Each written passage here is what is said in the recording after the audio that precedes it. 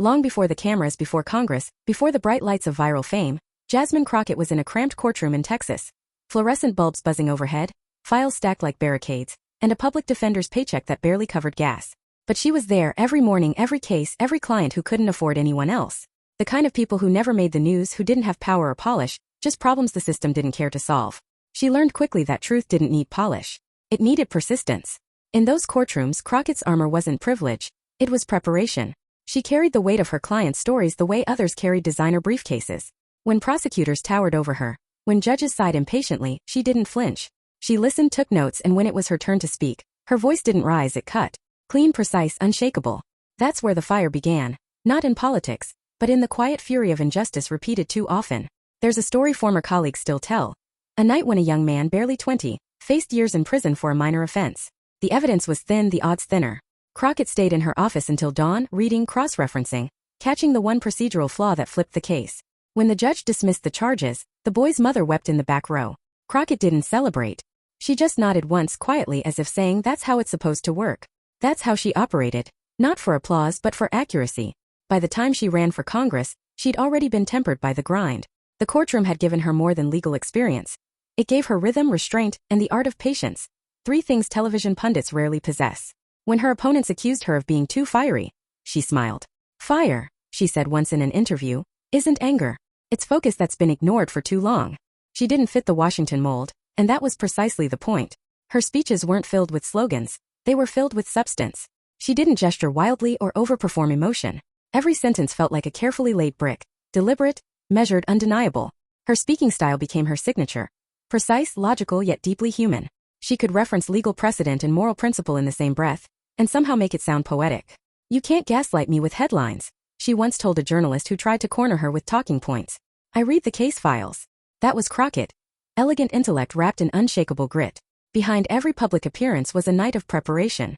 The glow of her laptop at 2 a.m., stacks of printed notes highlighted in 3 colors, a half-drunk cup of coffee going cold beside her. She'd scroll through past statements, dissect footnotes, memorize contradictions. Her mind, sharpened by courtroom chaos, worked like a litigator even in politics. Where others rehearsed catchphrases, she prepared cross-examinations. Friends called her obsessive. She called it respect for truth, for her audience, for the craft of persuasion done right. And yet, for all her intellect, what drew people to her wasn't just her brain, it was her balance. She carried her identity, her culture, her faith, and her fury with equal grace. She didn't hide her background to appear palatable. She embodied it. She spoke for those who never got invited to panels, those who had to fight just to be heard without apology. Every time she stepped on a stage, her composure wasn't just discipline, it was defiance. Because Crockett understood something fundamental. In America, women like her don't get to stumble. Every word, every look, every pause is graded twice, once for meaning, once for audacity. So she trained herself to speak with surgical precision. She could dismantle a false narrative with a single question. Isn't it true, she'd begin in that deliberate attorney cadence, that your outrage depends on who's benefiting from it? The question hung in the air like smoke. Inescapable, undeniable. That's what made her dangerous. By the time she walked into the studio that night to face Pam Bondi, she wasn't just another guest. She was an instrument of accountability in human form. Calm, composed, prepared. The kind of opponent who doesn't interrupt, she investigates. The makeup artist had joked before the taping, "You look too calm, Congresswoman. Aren't you nervous?" Crockett smiled. "Nervous?" she said softly, adjusting her mic. "I've faced judges who didn't believe I belonged in their courtroom. A camera doesn't scare me. That quiet confidence, that's what viewers would later call intimidating. But it wasn't intimidation. It was self-assurance forged through battles most politicians only read about. And so when the lights turned on and the debate on ethics and leadership began, Crockett was already steps ahead. Her notes weren't just facts, they were fault lines waiting for Bondi to step on one. The irony, of course, is that she didn't come to destroy anyone. She came to clarify, to let truth breathe in a space that had been choking on spin for too long. But truth, when spoken by someone who's lived it, can feel like fire to those who've built careers avoiding it. She sat across from Bondi, her expression unbothered, her tone low and steady, the calm before combustion. She didn't come to debate opinions. She came to cross-examine lies. And Bondi was about to realize that. You have not enough humanizer words left. Upgrade your surfer plan. The studio lights glowed warm and golden, but underneath them, something colder was brewing. 2 women, 2 worlds seated across from each other. One trained to perform confidence, the other built to expose it. The debate began like a dance of decorum. Polished smiles, practiced grace, a host doing his best to keep the tension invisible. Pam Bondi leaned forward first, a picture of poise. "You know, Congresswoman, we can all agree that ethics in leadership is about accountability. But what I see too often from your party, she said, pausing just long enough for the cameras to catch her smirk, is selective outrage. A few chuckles from the audience. Bondi knew her rhythm. She'd done this 100 times. That careful blend of condescension and control. The tone that said, I'm not angry, I'm educating you. Crockett smiled politely, giving nothing away. Her stillness wasn't silence, it was surveillance. Bondi continued, sliding through talking points with lawyerly ease, about respecting institutions, personal responsibility, the moral decay of modern politics. Every phrase felt polished, pre-approved, rehearsed by repetition. She gestured smoothly, her voice rising and softening on cue. The rhythm of someone who had mastered not truth but optics. The host nodded along. The segment was going as planned. Until it wasn't. Because while Bondi spoke, Crockett didn't flinch, didn't even frown. She blinked slowly, like she was measuring every syllable for weight and weakness. Viewers at home could sense it. Something was shifting. The narration slowed time. When Crockett finally spoke, it says, the temperature dropped. Pam, she began softly, almost kindly. You mentioned accountability. Bondi smiled, confident. But just so we're clear, Crockett continued, you're referring to the same accountability standard that was suspended, let's say, when your administration was defending individuals later indicted for corruption? Flicker. Small but visible. Bondi's smile tightened. I just want to be sure, Crockett added. Because we keep saying ethics, but I'd like to know which version we're using tonight, the one in theory or the one in practice. The studio went silent. It wasn't a yell. It wasn't even a confrontation. It was precision, the kind of strike that doesn't draw blood immediately but leaves the room gasping. The host shifted in his seat, sensing the air thicken. Congresswoman, let's keep this. Crockett raised a hand gently. No, I understand, she said calmly.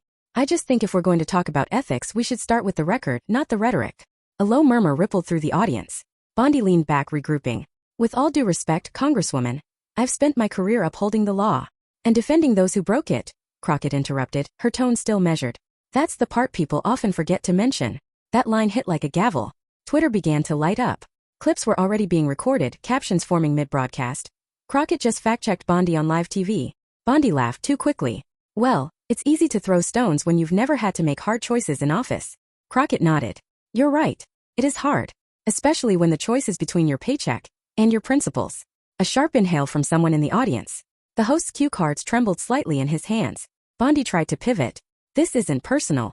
But it is ethical, Crockett said, leaning forward for the first time. And ethics are personal when they determine who gets justice and who gets silence. That line landed heavy. A truth too big to dodge. For the first time, Bondi's eyes darted, searching for footing. She was used to sparring with partisans, not prosecutors. Used to debates where perception was victory. But Crockett didn't play for perception. She played for precision. The rhythm shifted, call and response. Bondi threw a point. Crockett countered with a fact. Bondi reached for emotion. Crockett dropped evidence. You can't rewrite history, Crockett said evenly, when the receipts are public record. The crowd reacted now, subtle but audible. Bondi's controlled smile cracked just slightly, the kind of micro-expression cameras live for. The narration returned, a pulse underneath the moment. She wasn't yelling. She wasn't grandstanding. She was prosecuting. The tempo of the exchange built like a drumline, deliberate, escalating, inevitable. Every answer Bondi gave became a setup. Every question Crockett asked, a cross-examination. Bondi's voice rose. You're twisting. Crockett cut in gently, her tone almost apologetic. No, I'm quoting. The silence after that wasn't empty. It was electrified. The host tried to break it with a nervous laugh. Let's take a quick breather here. But the moment had already imprinted itself in the collective consciousness of the viewers. The tide had turned. Bondi's confidence began to look like defensiveness. Crockett's calm began to look like control. And then, as the host tried to pivot topics, Crockett leaned forward one last time. Before we move on, she said, her voice low and deliberate, I just have one question. Bondi straightened, ready. Crockett's eyes didn't blink. Where? She asked. Was this passion for ethics when your own administration broke the very laws you swore to uphold? The audience froze. And for the first time all night, Bondi couldn't answer.